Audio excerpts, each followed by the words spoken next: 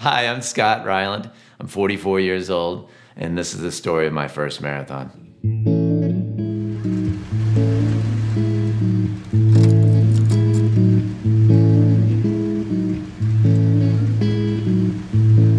Growing up, I was definitely into sports and playing everything and anything. Summers were comprised of spending time at sort of a racket club, swim club, and just playing all day long as my parents worked. I got into track. I was a mid-distance runner, 800 meter, 400 meter. Not really into super running long distances. But I had good speed and sort of competitive at that, and enjoyed track. It was good. I really liked it. Probably 8 years ago, I decided that I did want to run a marathon, and I trained for about 3 weeks. I ran, probably a couple 6 miles. And then I decided to do like a 15-miler, and I hobbled back from that. I buried a package of Thin Mints and a half-gallon of milk and sat on the couch the rest of the day. Next week I got up to run, and I just couldn't. My knee was killing me. And that was the end of my hopes of running a marathon before I was 40.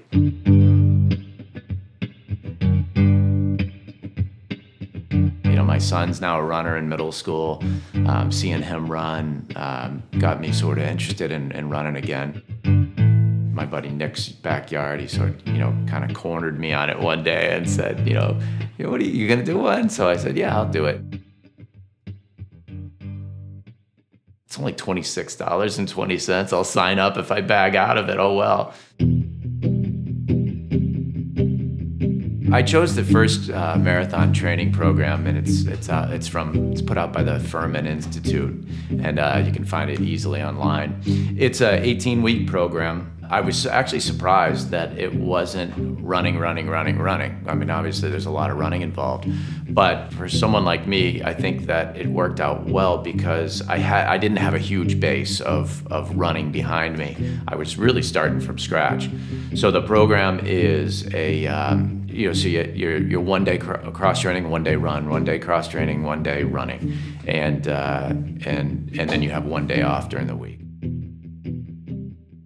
At training, you get a lot of time thinking out on the road. It's sort of selfish to be out there running. Honestly, one of the thoughts in my mind when I was running was, how can I turn this into something good? And people do this all the time, so it's not an original thought. But, we've got friends here in the neighborhood, Nick and Stacy, and they have an awesome kid, son, Sebastian. And I know that they are involved. I knew that they were involved with an organization. So I got online and did a little bit of research and found that it was actually a very local organization called FRAXA. They had really great information on how you could raise money and a program to do so. And it was amazing, the response from people. I mean, but I cannot believe just on one simple email or post on Facebook how generous people are. It was overwhelming. It was really cool of people who I know really well, people I don't know all that well. It made me feel good about people, that they would reach it, that they would do something like that. I ended up raising just over $4,000 for FRAXA.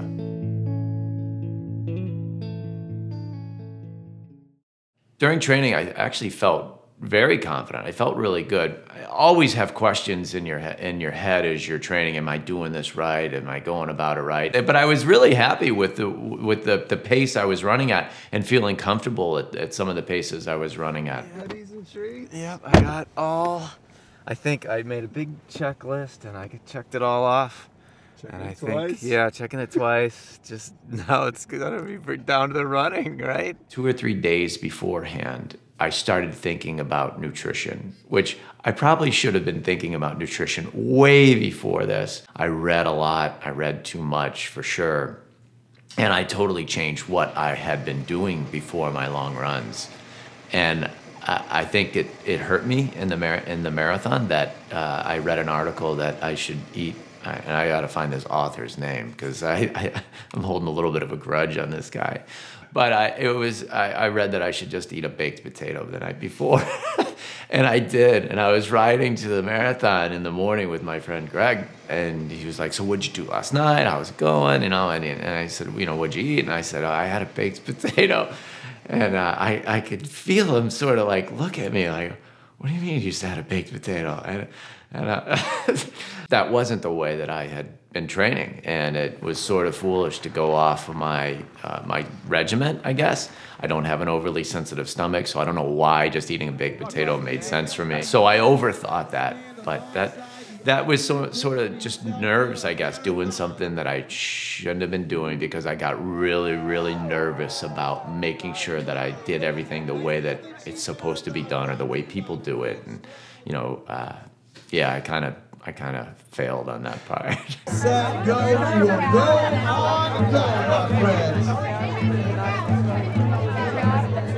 All right, hit the G-Man. The forecast for the day was 26 at sunrise, and then getting up into the low 30s, maybe mid or upper 30s towards the end of the race, with a little bit of wind. Ready, set. Wow, I guess we're going. Let's go, baby. You got this. It's definitely a little nerve-wracking looking at that weather, going, oh, it's gonna be cold and it's gonna be windy. The best race day of your life. Finishing, I guess, was goal number one. I felt like I was gonna finish no matter what. Then 4 hours would be the goal number two, and then C was like 350-ish.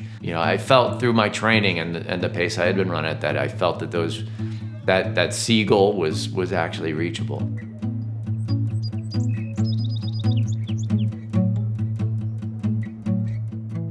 So I set a pace plan that I felt comfortable with. 840 to 850 is sort of where I wanted to be, and stick with that. The first mile, I thought I was in the pace line with the 3 hour and 45-minute group. It turns out I was in the pace group for the 4 hour and 45-minute group, and I'm running with the pacer, and I'm like, man, if this is the pace we're gonna run to do 3:45, I'm nailing this thing. So then I got a little closer to his sign and I was like, whoa. And so I picked up the pace, and so I think I ran the first one at like 9:10, 9:20, something like that. As I finished up that first loop, I ran by Greg, and and he asked me, you need any food, need anything like that? And I was like, no, I'm good. Do you want any food or anything? Any gels or anything? How you doing? You good for now? Next time through over there. Okay, I'll be right here. What are you doing here? I didn't plan really ahead because the next time I come around, I'm a little over 8 miles in, and I really wanted to be eating something and getting some fuel in me at like 5-6 miles, 45 minutes or something like that. And it was my nutrition plan. So I got real nervous. You head out in another 2 mile, 2+ miles out there. And I was thinking to myself, boy, I really could use some food. I had my phone with me, so I called Greg and I said, hey, can you meet me over at the beginning of the trailer park to bring some food? I guess that's a nice part about having a loop marathon, is that you do have the opportunity. One, you see if you have anybody there, with you, you see them a couple times and it's some encouragement. And two, you could sort of leave, your food, your water, things that you may need at a central spot and, hit it on your loops. Kicking butt, buddy. You're doing great. You're doing great. Keep it up. Will you grab these? Yeah. I didn't feel great, into that second loop. It was work to stay at the pace I had set as a goal. It started to make me a little bit nervous. In all honesty, I was like, boy, I'm not feeling the way I really want to feel today. In the back of my mind, I'm feeling like, I don't know if this is gonna go the way I want it to. And I just didn't feel exactly right. Do you want me to run and get you something? Do you need anything? Do you want me to get you anything? I got stuff. Yeah, I'm good. How you doing? All right. All right. The wind is tough, huh? It picked up. Yeah, it definitely did. It picked up. But whatever. It is what it is. Yep. We'll just run through it. Yeah.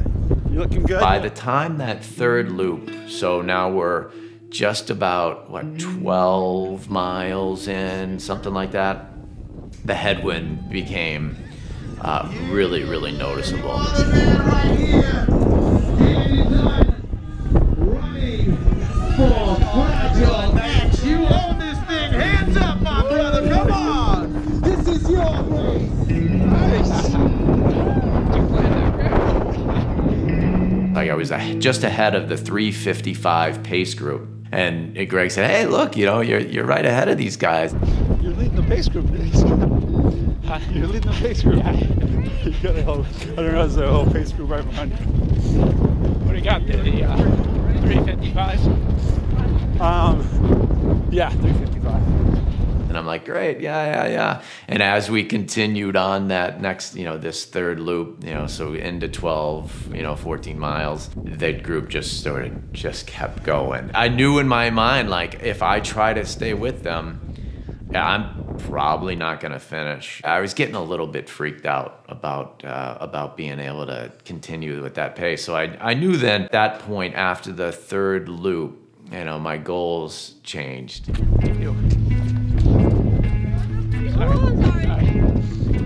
Yeah, I'm gonna work. I'm gonna try to stay near my 9-minute now, okay?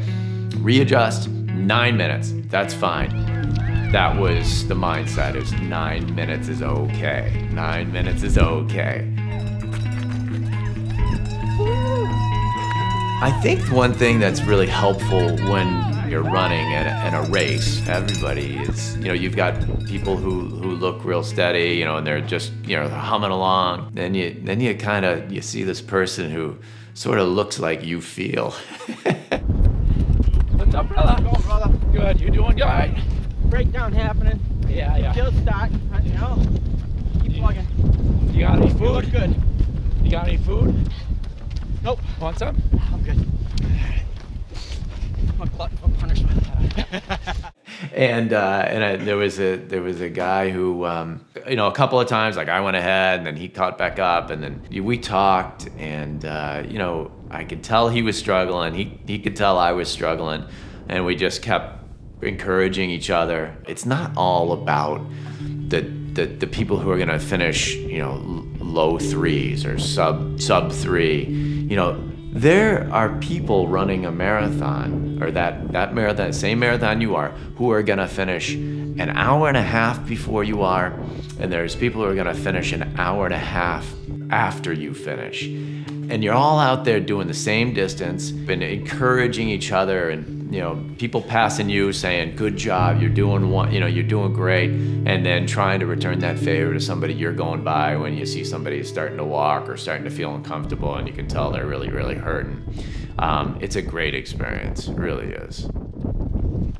And this is where the loop, that loop marathon thing, you start to get confused of, am I gaining on people, or are they, a slower pace than I am? At one point, I came up behind the 5-hour pace group, but I was so disoriented at the time that I was like, am I running a 5-hour pace now? Is that what's going on? I don't know. It just blew me away that people would come on a Sunday when it's 37 degrees outside and windy and freezing. There's a gazillion things better to be doing. What's changing? Hey, Sebastian. Hi, buddy. How you doing? How are you? Look at this. Along with all the whole other crew that came out, Nick and Stacy came, and they brought Sebastian with them. And seeing him, there with his mom and dad, having them there meant a tremendous amount. It's sort of overwhelming, and Nick and Stacy were very appreciative of me raising money for FRAXA, and Sebastian is just you know, he's the cutest kid in the world. He's such a good kid, and it really was nice. You know, a couple times during the run, just went over to shake his hand, get a little something off of him to help me continue on.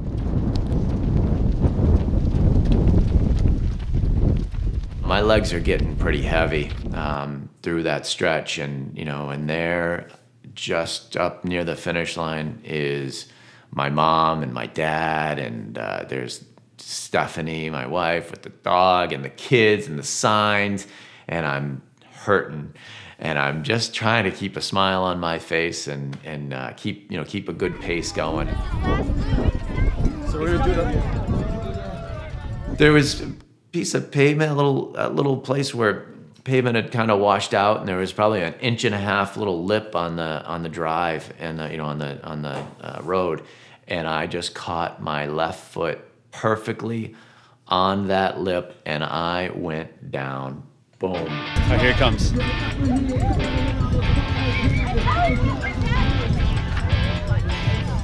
Scott just fell. Did he? Yeah. Oh no. My son describes it as the longest fall he's ever seen in his life. And now I have to get back up. And as I lean down to get back up, I get an abdominal cramp that is just like, you know, my wife thought I was having a heart attack because I'm grabbing my chest, sort of. But it was embarrassing, but you know what? I think people sort of looked at it and go, wow, yeah, he's really, you know, he's struggling, you know, and that was a moment. You okay? Dramatic. You all right? Yeah. Could you do it again? We missed it. You missed that? We didn't get that. How you feeling? What happened? I just hit a divot. And Nick, you know, big smile. He's got a great smile, and he just, you know, looks. He's like, "How you doing? You know, how's it going?" Right now, right? How you feeling overall? Humbled. And I just the word that came to my mind was humbled. You know, completely humbled. I had a woman run past me who actually said, "Oh, I know FRAXA," and on her shirt was like "Mother of 7," and I'm like. And there she goes. She's, oh, bye. Yeah, good job. Keep it up. And it was like, wow. Yeah, humbled. Yeah, exactly.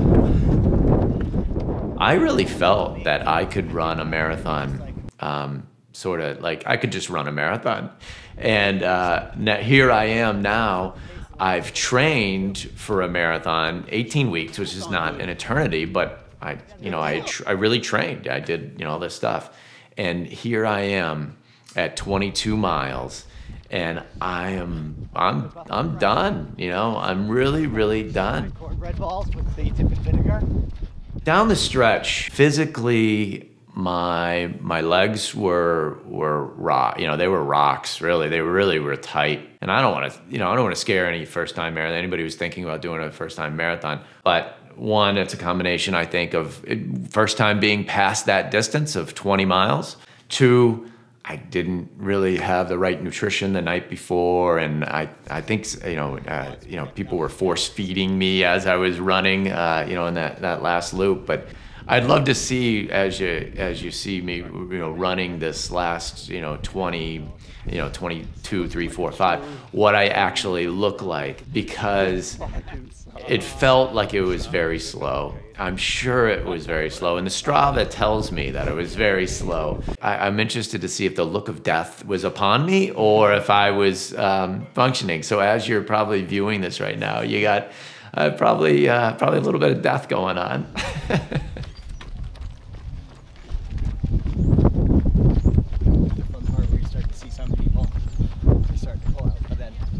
Of course, I'm checking my watch, and it's like 11:02 is the pace, and I'm like, oh, but whatever. I know all those goals were out the window, and that's all right. Really, what I started out to do was finish a marathon and do a marathon. As I'm coming along, around the last mile or so, and half mile, the wind's like, that's a tough stretch, and the wind's barreling at you, but I'm trudging along, and Greg and Nick peel off, And now I'm just running by myself for the last like quarter mile down and around, and there's this big green blow up thing, Green Strider's finish line, and you can hear the guy in the loudspeaker, and he's calling out names and all that stuff, and people are, you know, screaming and yelling, and not everybody for me, but I could see all my posse there, and there's this line, you know, just underneath that big awning there, and you know, you get to go across, and bam, you know, hands up in the air, and you know, I did it. You know, there's very few, you know, goals that are difficult goals, you know, physically, that you can set as you get in your 40s, like, and go out and do, you know. And this is one that anybody can set out and train. If you set a goal and you put, you know, and you follow a program, like, and you know, you can do it. And it's just that whole feeling kind of came across as I went across the finish line. It's your time. Hands up in the air. Yeah, crossing the finish line, you know, my mom, my dad, you know, I think I hugged my kids first, Stephanie, my wife. It wasn't exactly what I wanted, but I did it.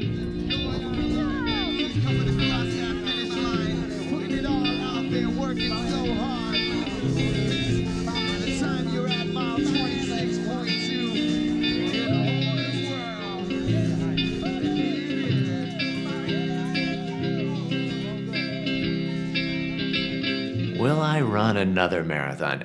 Yeah. If yeah.